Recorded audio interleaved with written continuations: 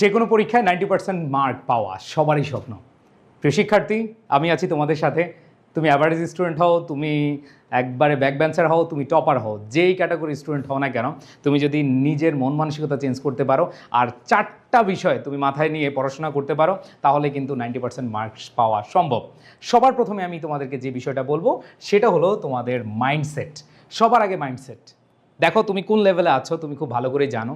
ধরো তুমি যদি একেবারে জিরো লেভেল, মানে খুবই দুর্বল স্টুডেন্ট, গরিব স্টুডেন্ট, গরিব বলতে টাকা পয়সা স্টুডেন্ট গরিব না, তুমি হচ্ছে যে একেবারে দুর্বল, বেশি কিছু পারো না, নো প্রবলেম, তোমার একটু সময় লাগবে বেশি, বাট ইউ ক্যান গেইন ইনশাল্লাহ। সো প্রাণপ্রিয় শিক্ষার্থীরা, তোমাকে প্রথমেই যে কাজটা করতে হবে, নিজের উপর বিশ্বাস করতে হবে। তোমার মাইন্ডে একবারে লিখে রাখতে হবে যে yes, I can do anything ইনশাল্লাহ, আমি পারবো, আমার দ্বারা 90% মার্ক পাওয়া সম্ভব। এই যে যখন তুমি ভিত্তিটা গড়ে তুলতে পারবা, তখন আর কিচ্ছু লাগবে না। সো সবার আগে তুমি 90% মার্ক পাওয়ার জন্য সিলেবাস দেখার দরকার নাই, কিছু দেখার দরকার নাই। তুমি আগে হচ্ছে তোমার মাইন্ড সেট করো যে ইনশাল্লাহ আমি এই পরীক্ষায় বা আমি আগামী ফাইনাল পরীক্ষায় আমি 90% মার্ক তুলবই। সো সেই ক্ষেত্রে তোমাদেরকে মাইন্ডসেটটা অনেক অনেক ভালোভাবে করতে হবে, স্ট্রংলি করতে হবে। মাইন্ডসেট করার ক্ষেত্রে তোমাদের উদ্দেশ্যে বলি যে তোমাদের যদি পরীক্ষায় ধরো আগামী 2 দিন পরে হয়, তাহলে কিন্তু মাইন্ডসেট করে কোনো লাভ হবে না, তুমি যদি একবারে অ্যাভারেজ স্টুডেন্ট হও। বাট তুমি যদি অ্যাভারেজ স্টুডেন্ট হও, তোমার হাতে সময় আছে, তোমার মাইন্ডসেট আছে, তোমার প্ল্যান আছে, তোমার এক্সিকিউশন আছে, and then you will gain.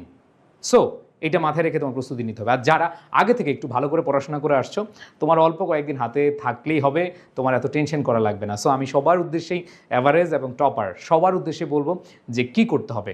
Mindset এমনভাবে করো যে আগামী যে সময় আছে, এই সময়ের প্রত্যেকটা সময়কে আমি বেস্ট ইউটিলাইজ করব। আমাদের হাতে কিন্তু 24 ঘন্টা আছে। মহান আল্লাহ রাব্বুল আলামিন আমাদের হাতে খুব মহামূল্যবান একটা অ্যাসেট দিয়েছেন, সেটা হচ্ছে সময়। এই সময়কে যারা মূল্যায়ন করতে পেরেছে তারাই কিন্তু ভালো করতে পেরেছে। সো তুমি মাইন্ডসেটটা করো যে আমি পারবো, এতটুকুই যথেষ্ট। অ্যান্ড দেন মাইন্ডসেট করার পরে তোমাকে যে কাজটা করতে হবে সেটা হচ্ছে লেজার পিরিয়ড। আমি এটাকে লেজার পিরিয়ড বলি না, এটাকে আমি বলি লেজি পিরিয়ড। লেজি পিরিয়ড বুঝো? লেজি পিরিয়ড মানে আমরা বসে থাকি, রিল দেখি, শুধু রিল না, মুভি দেখতে দেখতে 4-5টা দেখে ফেলি, আবার মুভি দেখতে দেখতে ঘুমিয়ে যাই, আবার উঠে আবার মুভি দেখি, আবার খিদা লাগলে খাই, আবার মুভি দেখি। মানে লেজি পিরিয়ড, ভালো লাগে না কিছু একটা। আমাদের সবচেয়ে বড় যে রোগ সেটা হলো ভাল লাগে না রোগ। আমাদের প্রত্যেকের ভাল লাগে না রোগ আছে, ঠিক আছে? সো এই যে লেজি বা ভাল লাগে না যে সময়টা, এই সময়টাকে আর তোমার ডিকশনারিতে রাখা যাবে না। তোমার জীবনের পথ চলায় তোমার কোনোভাবে এইটা রাখা যাবে না যে লেজি পিরিয়ড। এটা লেজার পিরিয়ড আমি বলি। ধরো তুমি স্টুডেন্ট, এখন তোমার সব ক্ষেত্রে অফলাইনে ক্লাস করো বা অনলাইনে ক্লাস করো, তোমাদের কিন্তু বিরতি দেওয়া হয়, অফলাইনে হোক অনলাইনে হোক। বিশেষ করে তোমরা ম্যাক্সিমাম অফলাইনে, বাংলাদেশের প্রেক্ষাপটে এখন অনলাইন একবারে সর্বজনীন হয় না। সো সেক্ষেত্রে তোমরা অফলাইন ক্লাস করো। ধরো অফলাইন ক্লাস করার পরে তোমাদের কিন্তু বিরতি থাকে। এই বিরতিটা অনেক সময় অনেক বড় হয়, আবার অনেক সময় ছোট হয়।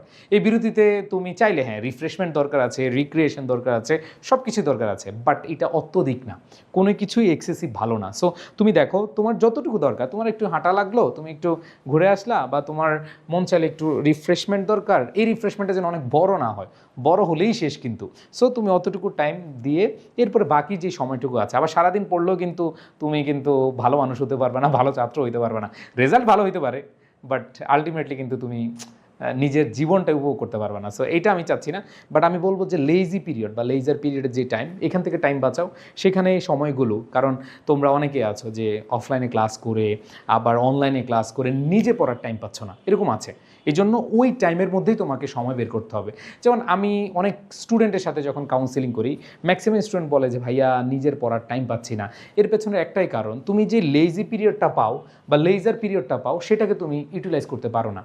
কারণ 24 ঘন্টার ভেতরে ভাই অনেক সেকেন্ড রয়েছে, অনেক মিনিট রয়েছে। তুমি সেখান থেকে অল্প অল্প টার্গেট নাও, সেখানে তুমি নিজের জন্য, পড়াশোনার জন্য ওইভাবে টাইমটা বের করে ফেলো, তাহলে তুমি কিন্তু ভালো করতে পারবা। এরপরে দেখো আমি যদি বলি তোমাদের হচ্ছে সেলফ স্টাডি। এই লেজার পিরিয়ড বা লেজি পিরিয়ড বলতে গিয়ে আমি কিন্তু সেলফ স্টাডি বলে ফেলেছি। সেলফ স্টাডি ভাই, তুমি ক্লাসে পড়ো, অফলাইনে গিয়ে পড়ো, অনলাইনে পড়ো, ব্যাচে পড়ো, টিচার বাসায় এসে পড়া, যত কিছুই করুক, তোমার রেজাল্ট ভালো হবে না। তুমি 90% মার্ক তুলতে পারবে না যদি না তোমার এইটা থাকে। সেলফ স্টাডি নাই, তোমার ভালো রেজাল্ট নাই।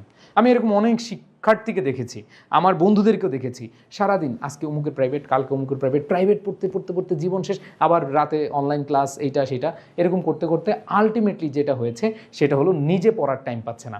আর যখনই সে নিজের টাইম পাচ্ছে না বা নিজে সেগুলো রিভিশন বা নিজে বোঝার জন্য যেই টাইম ইনভেস্টমেন্টটা সেটা যখন না করতে পারে, তখন আলটিমেটলি রেজাল্ট জিরো হয়ে যায়। তো সেলফ স্টাডি 100% ইম্পর্টেন্ট। সো কীভাবে সেলফ স্টাডি করা যায় এটা নিয়ে আমি তোমাদের গাইডলাইন দিব, but self study must must must, কোনো কথা নাই, কোনো ছাড় নাই। অ্যান্ড দেন লাস্ট যেটা, সেটা হলো স্মার্ট ইউজ অফ টাইম। এটা অলরেডি তোমাদের লেজি পিরিয়ড বলতে গিয়ে আমি অনেক কিছু বলে ফেলেছি, বাট আমি তোমাদেরকে বলবো তোমরা একটা ডেইলি রুটিন করো, এমনভাবে রুটিন করো যেই রুটিনটা তোমার সব কিছু মেনটেন করবে। এবং এমন রুটিন করিও না যেটা তোমার স্বপ্নের রুটিন। আমি দেখেছি এরকম, মানে 24 ঘন্টার ভিতরে 14-15 ঘন্টা, 16 ঘন্টা, 18 ঘন্টা, 20 ঘন্টা রুটিন করে, কিন্তু পরে 2 ঘন্টা। নো, এই রুটিন করতে যে সময়টা ব্যয় করছে এটাই তোমার লস। তো কোনোভাবেই তোমার এটা করা যাবে না যে তুমি হচ্ছে রুটিনটা করলা, অনেক প্রেশার নিয়ে রুটিন করলা, অনেক সময় পড়ার টাইম দিলা, কিন্তু যখন এটা এক্সিকিউশন করতে যাচ্ছ তখন কোনো কাজ হচ্ছে না। এই জন্য তোমাদেরকে বলবো, প্রিয় শিক্ষার্থীরা, তোমরা অবশ্যই মাথায় রাখবা, যখন রুটিন করবা তোমার সাধ্যের মধ্যে রেখে, এবং সেটা যেন তুমি অনেক দিন ধরে ইউটিলাইজ করতে পারো, অনেক দিন ধরে তুমি মেনটেন করতে পারো, সেটা তোমার মাথায় রেখে কিন্তু তোমার রুটিনটা করতে হবে।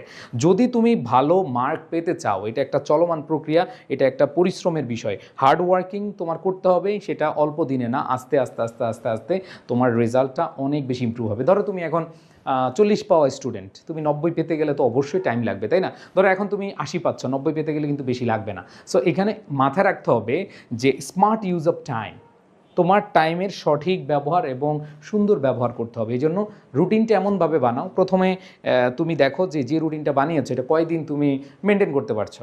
আমরা রুটিন বানাই আবার হারিয়ে ফেলি, তাই না? মানে মেনটেন করতে পারি না। সো তোমাদের উদ্দেশ্যে বলি যে তুমি যে রুটিনটা করছো, ধরো তুমি 1 মাস পরে রুটিনটা মেনটেন করতে পারলা না, বা 15 দিন পরে তুমি মেনটেন করতে পারলে না, তুমি আবার নতুন করে তোমার টাইমের সাথে খাপ খাইয়ে আবার বানাও। 15 দিন মেনটেন করলে আবার বানাও। কারণ আমাদের টাইমগুলো প্রতিদিন একরকম যায় না, আমাদের দিনটা এরকম যে সব কিছু কিন্তু আনপ্রেডিক্টেবল। আমরা মানুষ হিসেবে জন্মগ্রহণ করেছি, জন্ম আছে, মৃত্যু আছে, এর মধ্যে কত কিছু যে আছে, আমরা কিন্তু সব কিছু নিজেই মেনটেন করতে পারি না, নিজের কন্ট্রোলে রাখতে পারি না। কারণ আল্লাহ রাব্বুল আলামিন আছেন, উনি যেভাবে চান, যেভাবে ভালো মনে করেন সেটা তো আছেই, তারপরও নিজেদের একটা প্ল্যান পরিকল্পনা থাকে। সো প্রাণপ্রিয় শিক্ষার্থীরা, তোমরা যারা ভালো করতে চাও, স্মার্ট ইউজ অফ টাইম তুমি রুটিনের মাধ্যমে স্মার্ট ইউজ করতে পারবা। আর আরেকটা বিষয়, ধরো তুমি কোথাও গেলা, বাসে আছো বা হচ্ছে বাসায় আছো, যেখানে আছো, তোমার যে ডিস্ট্রাকশন হয়, মানে টাইম ওয়েস্টেজ হয় যেখানে, ওইখান থেকে সময় বাঁচালেই তোমার স্মার্ট ইউজ অফ টাইম হবে। তুমি যতক্ষণ, ধরো অনেকে আছে এখানে 10 মিনিট রিল দেখো বা 15 মিনিট রিল দেখো, ওই রিলটা কেটে দাও, তুমি রিল কেটে দাও, তুমি ইউটিউবে নাচ গান এগুলো কেটে দাও। তুমি যখন পড়বা, আমি এরকম দেখেছি যে পড়তেছে আর গানে 1 নাম্বার 2 নাম্বার গান চলতেছে, তাই না? সো এই যে গান চলতেছে ভাই, তোমার কিন্তু পড়াশোনা ঠিক মতো হচ্ছে না। সো এইটা মাথায় রেখেই তোমাকে স্মার্ট ইউজ অফ টাইম করতে হবে। যেখানে যেখানে তোমার সময় ব্যয় হচ্ছে, ওকে, ডিডাক্ট করে ফেলো, ওই সময়গুলোকে বাঁচিয়ে তুমি হচ্ছে এইখানে ইউজ করো। দেখবা তোমার 1 দিন 2 দিন 3 দিন 5 দিন যেভাবে ইমপ্রুভমেন্ট হবে, দেখবা তুমি অনেক ভালো রেজাল্ট করতে পারবা। আর তোমাদের লাস্ট একটা বিষয় আমি বলে দিই, সেটা হচ্ছে তোমরা বেশি বেশি পরীক্ষা দিবা, বেশি বেশি পরীক্ষা দিবা। এই যখন যেখানে সুযোগ পাও সেখানে পরীক্ষা দিবা। পরীক্ষা দিলে তোমার হচ্ছে ভুল কোথায় হচ্ছে, তোমার অগ্রগতি কোথায় করা দরকার, সেগুলো কিন্তু বুঝতে পারবা। এটা তোমার মাথায় রেখেই কিন্তু তোমার এই যে প্রস্তুতি এবং প্রসেস চালিয়ে যেতে হবে, তাহলে কিন্তু 90% মার্ক তোলা সম্ভব।